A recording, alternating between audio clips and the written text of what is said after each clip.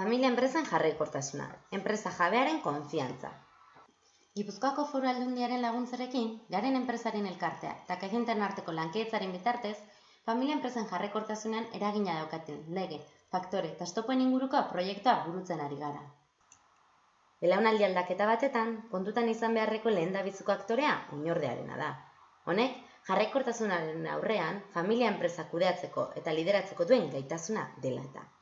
Horregatik, enpresaren jabeak aurretik ezarritako irizpideen bitartez aukeratu beharra dauka oinordea, enpresaren jarraikortasuna errealitatea izan dadin.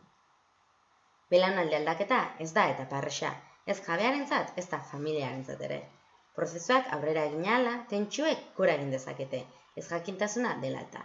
Horregatik, oso garrantzitsua da oinordetza planifikatzea, 3 eta 5 urteko aurrerapenarekin, helburuak eta irizpideak ezarriz. Oinordetza prozesua titularrarentzat aldaketaz josirik dago.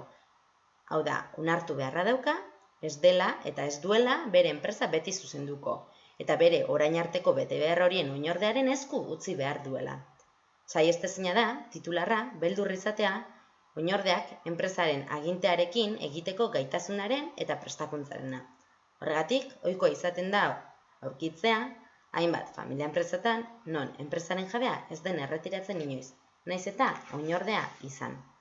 3 Zientziaz aldizkarian argitaratutako ikerketaren arabera, galdetutako familia enpresen 29,41%ak adierazten dute, enpresaren jabea inoiz ez erretiratzearen arrazoi nagusiena, oinordearekiko duen deskonfiantza eta hauekiko zalantzaren ondorio dela.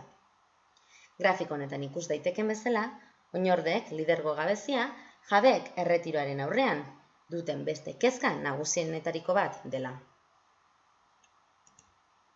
Oinordeen lidergo gabezia hori jarraikortasunaren porroterako faktore determinantea izan daiteke, baina gabezia honek jatorri ezberdinak izan ditzake.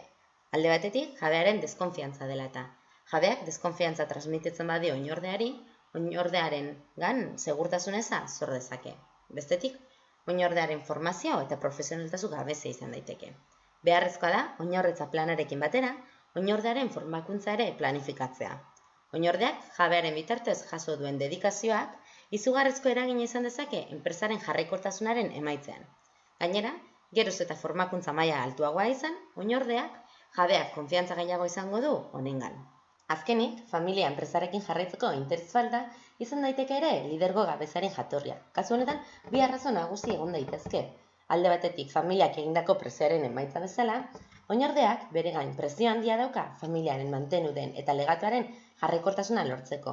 Gainera, jabeak ez baldin badio oinordeari aukerarik ematen enpresa barneak bera nahi dituen aldaketak egiten usteko, oinordearen interesa geroz eta baxuagoa izango da.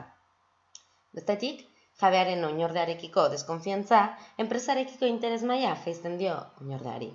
Jabeak ez dio enpresa barnean askatasunik ematen, beraz, ilusio eta interesa murriztu egiten da. Oinordea ez da baloratua sentitzen jabearen bitartez, eta honek bere buruarekiko deskonfiantza sortzen dio.